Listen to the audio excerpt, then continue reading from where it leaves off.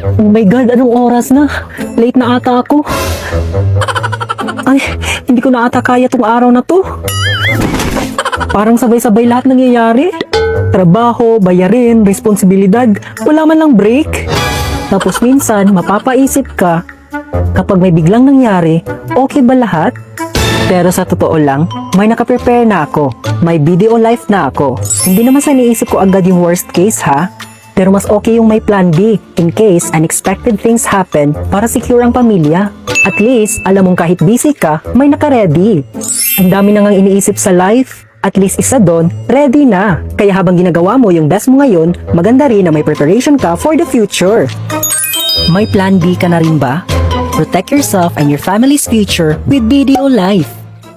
Tinang, anong gagawin ko? Pagalitan ako nito ni nanay kasi matagal ako umuwi.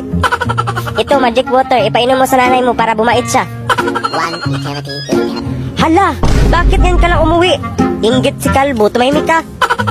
Nay, andito na si Bakikong. Hoy Bakikong, saan ka galing? Bakit hindi ka lang umuwi?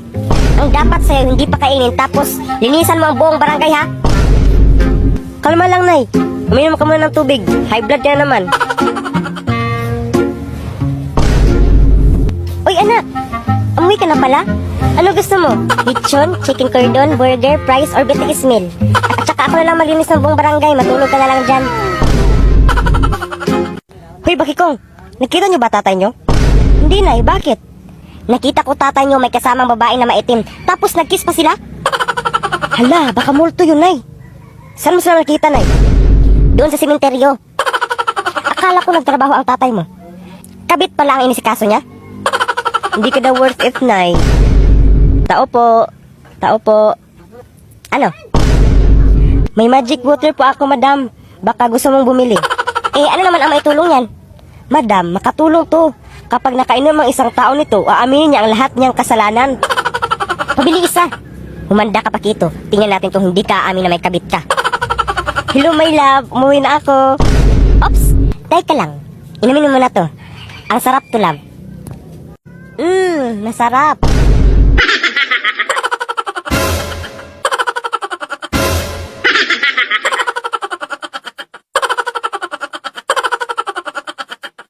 Anak, gusto ko sumulat kayo ng liham na nakakaiyak para sa tatay niyo dahil aalis na siya bukas. Gusto ko bukas basahin niyo yan sa harapan niya, ha? Opo, Nay. Madali lang yan. Sure ako, iyak si tatay. Bukas. Lalo ka na, Nay. Sure ba yan, anak? Sure, Nay. One eternity later. Tay, bago ka po aalis, may sulat ba ako para sa'yo? Asus, ang sweet naman ng anak ko. Sige nga, ano ba yung sulat mo? Dear tatay, mahal na mahal kita. Nagpapasalamat ako dahil aalis ka na ngayon. Uy anak, ano ba yung sulat mo? Sana huwag ka nang bumalik pa kailanman. Dahil nalaman ko nakabit lang pala si nanay. Ano anak? Totoo ba yan? My love, my sweetheart, my darling. Totoo ba yan sinasabi ng anak mo? Nakita ko kayo kahapon na may kasama kang babae. Ano? Anak, tumigil ka, hindi yan totoo. Nagpapasalamat ako na alis ka na dahil wala nang humampa sa akin ng silhi habang naglalaro ng ML. Babay tay, hindi kita na-miss. Pwede ka nang umalis. Totoo ba yun ba? Totoo ba yun ha? My love, my heart, my sweetheart, my darling. Totoo ba yun? Hindi yun totoo. Hoy anak, bakit yung ganyan ang sulat mo? Yay! Napaiyak ko si tatay. Sabi ko na ba, mapaiyak ko din si nanay. Bakit ka nagsulat ng ganun anak? Hindi yun totoo. Kasi sabi ni nanay, magsulat daw ako na nakaiyak eh. Wala kang laro ang pasalubong. Tay! Hi, Mare! Buntis na ako! Ah, paano ka nabuntis? Eh, wala ka namang asawa. Hello po. Nagbibigay po kami ng pera sa mga nangangailangan. Hello po, Mayor. Ako po, kailangan po namin ng pera. Ay, Mayor! Buntis ako, oh. Mas kailangan ko yan. Oo, mas kailangan mo nga kasi buntis ka. Oh, ito. Sino to? Thank you. Tsaka pala, magbibigay kami ng bahay at lupa sa mga may kailangan. Kami po, Mayor. Kailangan po namin ng bahay. Wala na po kami pagrenta. Hindi. Buntis ako, oh. Kawawa naman yung bata kung wala siyang bahay, di ba? Oo nga, mas kailangan niyo yung bahay. Oh, ito, sa inyo yung bahay. Thank you. Sandali lang. Bakit? Sinungaling to babaeng to eh. Hindi naman totoong buntis yan. Totoo nga. Manganganak na ata ako. Manganganak na daw. Manganganak? Tignan ko na lang kung anak yung lumabas dyan. Ang baho O, di ba? Sinungaling kong babaeng to. Nagdadalang tae lang pala. Sa akin nyo na lang po ibigay yung pera tsaka yung bahay. Bakit anak? Kasi nay, buntis ako. Oh, sabi ni Kapitana may libre daw na tuli bukas. Bakit kung imaw, magpatuli kayo. Isama nyo rin ang tata nyo kasi wala niyang tuli. Wala ka palang tuli, tay. Hawi ng tuli si tatay. Masakit ba yan, ay? Iwan ko. Si Kuya Milvin tanungin nyo. Kuya, masakit ba yan? Hala, masakit yan. Puputulin yung ano mo. Ano, puputulin? Sabi ni Kapitana, matanda daw ang magtuli sa inyo. Ah, okay yan, ay. Hindi yan masakit kasi matanda. One eternity later. Kinakabahan ako. Gusto kong tumakbo. Next, Imaw Bakunawa. Naku, lagot. Paano to? Ikaw na Imaw. Hala ka. Duk, dandahan mo lang ha. Oo, may dialing Imaw. Dula tibur siya? Mama, Papa, Ate, Kuya, ano ang gagawin ko kapag tinatanong ako sa taong hindi ko kilala? Wag mo akong tanungin, mainit ang ulo ko.